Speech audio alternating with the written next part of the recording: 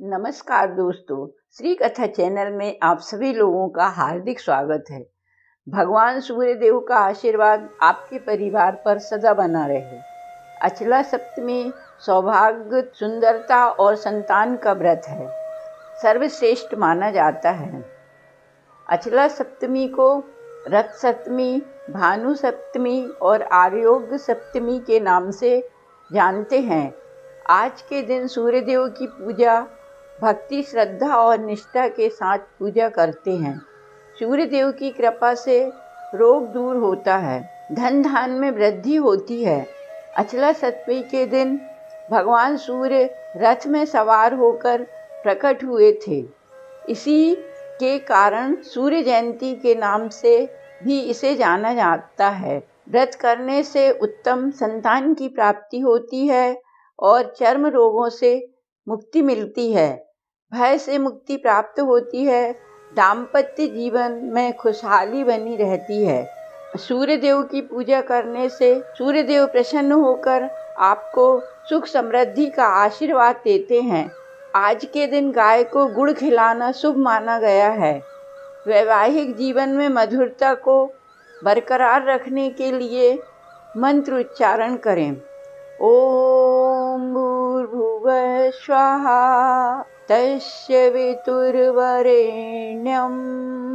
भर्गो देवस्य धीमहि धियो यो नः प्रचोदयात्। गायत्री मंत्र बोलते हुए सूर्य देव को मीठा जल अर्पित करें। दोनों हाथ जोड़कर घर के सभी सदस्य प्रणाम करें। इससे आपको कार्य क्षेत्र में सफलता, यश और कीर्ति में वृद्धि प्राप्त होगी। 7 जन्मों के पाप दूर करने के लिए रथ रूढ़ा सूर्य नारायण की पूजा, जिसे रथ सप्तमी कहा जाता है। अब मैं आपको अचला रथ सप्तमी व्रत की कथा सुनाती हूँ। उससे पहले आप हमारे चैनल को सब्सक्राइब कर लीजिए और वीडियो को लाइक कर दीजिए। कथा प्रारंभ होती है।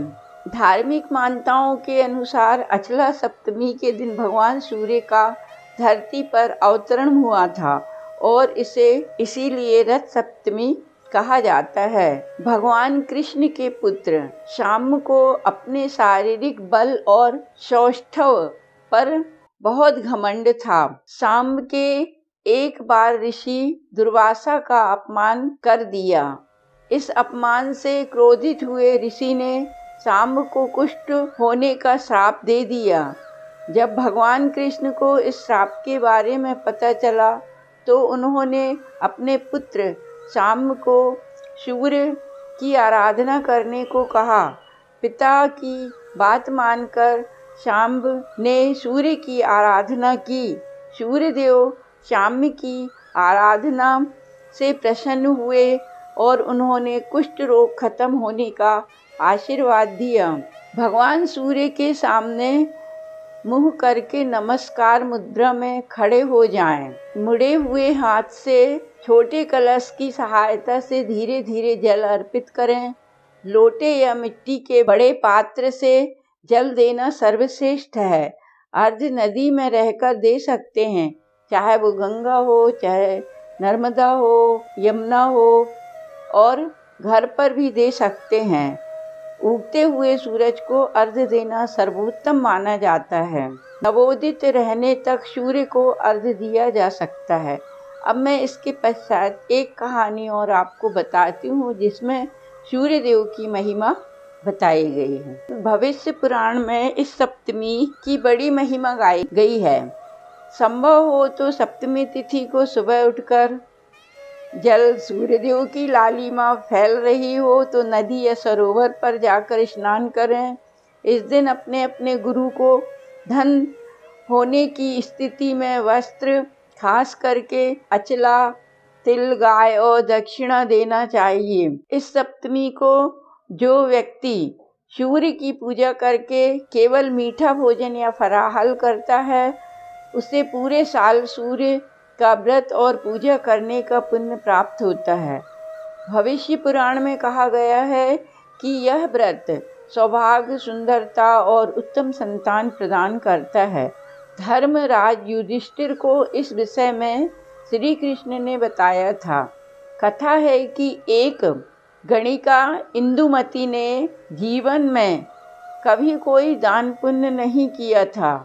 उसने वशिष्ठ मुनि के पास मुक्ति पाने का उपाय पूछा। मुनि ने कहा, माघ मास की सप्तमी को अचला सप्तमी व्रत करो। षष्ठी के दिन एक बार भोजन करो। सप्तमी की सुबह स्नान के पूर्व दिवोदास के मतानुसार आक के 7 पत्ते सिर पर रखें और सूर्य का ध्यान करके गन्ने से जल को हिलाकर नमस्ते रुद्र रूपाय रसनाम पतये नमः वरुणाय नमस्ते अस्तु मंत्र पढ़कर दीपक को बहा दें। स्नान के बाद सूर्य की अष्टदली प्रतिमा बना लें। उसमें शिव और पार्वती को स्थापित कर विधि पूर्वक पूजन करें। फिर तांबे के पात्र में चावल भरकर दान करें। जो लोग नदी में स्नान नहीं कर सकते वे गंगा का स्मरण कर गंगा जल डालकर स्नान कर सकते हैं। सूर्य को दीपदान जरूर करना चाहिए। गणिका ने मुनि के बताए अनुसार माघी सप्तमी व्रत किया। जब उसने देह त्यागी तो माघी सप्तमी व्रत से मिले पुण्य के फलस्वरूप इंद्र ने उसे अप्सराओं की नायिका बना दिया। बोलो अचला सप्तमी की जय। सूर्य भगवान की जय।